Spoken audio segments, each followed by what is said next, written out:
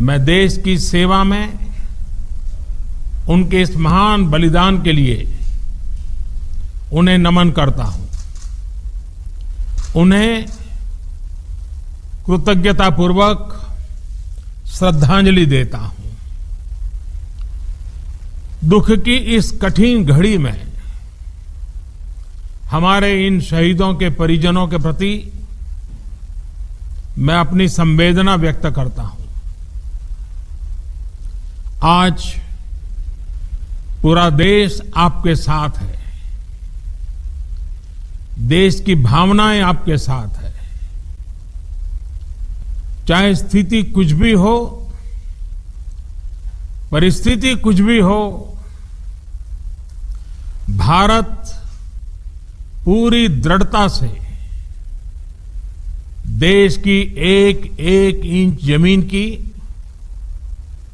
देश के स्वाभिमान की रक्षा करेगा। भारत सांस्कृतिक रूप से एक शांति प्रिय देश है। हमारा इतिहास शांति का रहा है। भारत का वैचारिक मंत्र ही रहा है, लोकाः समस्ताः सुखिनो भवन्तु।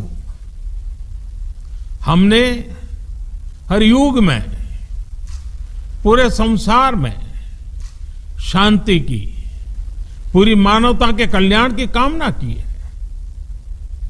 हमने हमेशा से ही अपने पड़ोसियों के साथ एक कोऑपरेटिव और फ्रेंडली तरीके से मिलकर काम किया है। हमेशा उनके विकास और कल्याण की कामना की है। जहां कहीं हमारे मतभेद भी रहे हैं, हमने हमेशा ही ये प्रयास किया है कि मतभेद विवाद न बने, डिफरेंसेस डिस्प्यूट्स में न बदले। हम कभी किसी को भी उकसाते नहीं हैं, लेकिन हम अपने देश की अखंडता और संप्रभुता के साथ समझौता भी, जब भी समय आया है, हमने देश की अखंडता और संप्रभुता की रक्षा करने में अपनी शक्ति का प्रदर्शन किया है, अपनी क्षमताओं को साबित किया है। त्याग और तितिक्षा हमारे राष्ट्रीय चरित्र का हिस्सा है, लेकिन साथ ही विक्रम और वीरता भी उतना ही हमारे देश के चरित्र का हिस्सा है। मैं देश को भरोसा दिलाना चाहता हूं, हमारे जवानों का बलिदान व्यर्थ नहीं जाएगा। हमारे लिए भारत की अखंडता और संप्रभुता सर्वोच्च है, और इसकी रक्षा करने से हमें कोई भी रोक नहीं सकता। इस बारे में किसी को भी जरा भी भ्रम या संदेह नहीं होना चाहिए।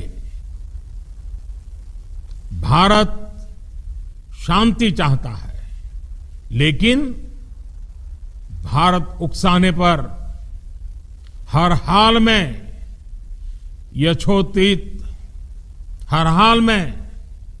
यथोचित जवाब देने में सक्षम है। और हमारे दिवंगत शहीद वीर जवानों के विषय में देश को इस बात का गर्व होगा कि वे मारते मारते मरे हैं। अभी मेरा आप सभी से, सभी आदरणीय मुख्यमंत्री जी से, सभी यहां इस मीटिंग में, वर्चुअल मीटिंग में उपस्थित आप सभी से आग्रह है कि हम खड़े होकर के 2 मिनट मौन रख करके इन वीर सपूतों को पहले श्रद्धांजलि देंगे। उसके बाद आज जो हमने हमारी मीटिंग तय की है उस मीटिंग को आगे बढ़ाएंगे।